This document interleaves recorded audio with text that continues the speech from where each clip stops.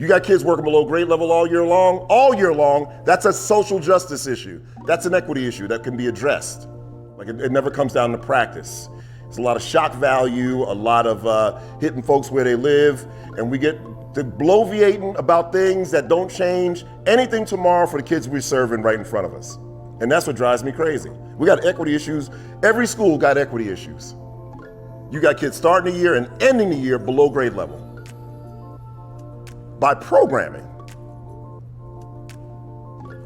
Now, the boogeyman didn't cause that.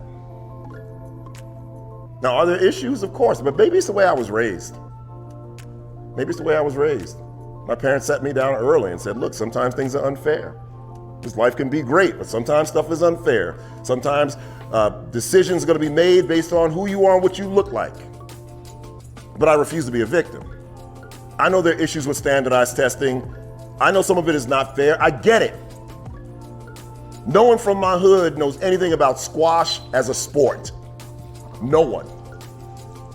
But the way I was raised, this stuff's unfair. Sometimes it happens. It stinks. It shouldn't be that way, but that's the way it is.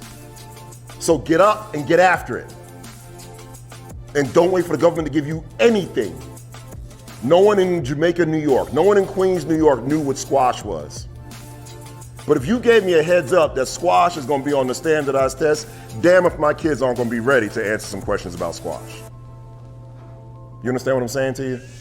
So on the one hand, we gotta deal with these issues. On the other hand, it scares the hell out of me that Cass Kids is broken.